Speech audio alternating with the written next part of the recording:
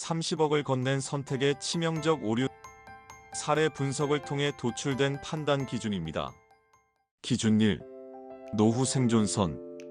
그때는 이 질문을 하지 않았습니다. 이 돈을 주고도 나는 혼자 살아갈 수 있을까? 그 질문을 꺼내는 순간 자식을 의심하는 사람이 되는 것 같았기 때문입니다. 사례를 따라가 보면 부모는 돈을 준 순간보다 그 질문을 삼킨 순간을 더 또렷하게 기억합니다. 비슷한 사례에서 한 어머니는 전 재산에 가까운 돈을 건넸고 처음 몇 해는 아무 문제도 없어 보였습니다. 하지만 병원비와 생활비가 늘어나자 돈 이야기를 먼저 꺼내지 않게 되었고 중요한 선택은 자식의 몫이 되었습니다. 노후 생존선이 확보되지 않은 상태에서의 재정적 개입은 돈의 문제가 아니라 선택권의 문제로 이어집니다.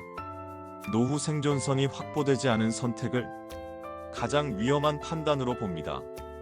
기준 2. 문서의 부재. 그때는 기록이 필요하다고 생각하지 않았습니다. 가족이었기 때문입니다. 하지만 시간이 지나자 그 돈이 무엇이었는지 아무도 설명하지 못하게 되었습니다. 증여였는지, 빌려준 것이었는지, 함께한 것이었는지. 사례를 보면 문서가 없었던 선택은 말이 아닌 기억에 의존하게 됩니다. 기억은 사람마다 달라지고 그 차이가 갈등이 됩니다. 기록이 없는 선택은 책임의 문제로 이어집니다. 기준 3. 관계의 변화. 돈을 건네기 전까지는 서로 눈치를 보지 않았습니다. 하지만 큰 돈이 오간 뒤 부모는 묻는 사람이 되고 기다리는 사람이 됩니다. 사례를 보면 전화 한 통조차 이유를 먼저 떠올리게 됩니다. 중요한 선택은 자식의 몫이 되었습니다. 관계가 무너진 것이 아니라 관계의 위치가 바뀐 것입니다. 기준 4. 과거 기록. 다시 도와달라는 말 앞에서 부모는 불안해집니다.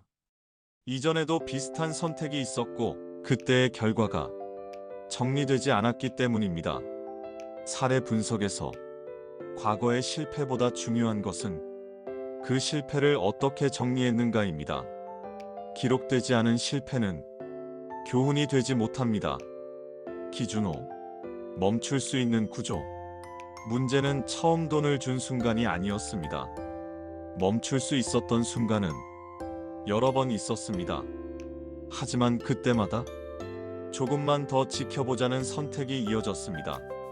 사례 분석에서 가장 큰 손실은 멈추지 못한 선택에서 시작됩니다. 멈출 수 없는 선택은 부담이 되기 시작합니다. 이 이야기가 누군가의 선택을 조금이라도 점검하는 데 도움이 되었다면 구독과 좋아요로 함께 해주시면 다음 이야기를 이어가겠습니다. 끝까지 시청해주셔서 감사합니다.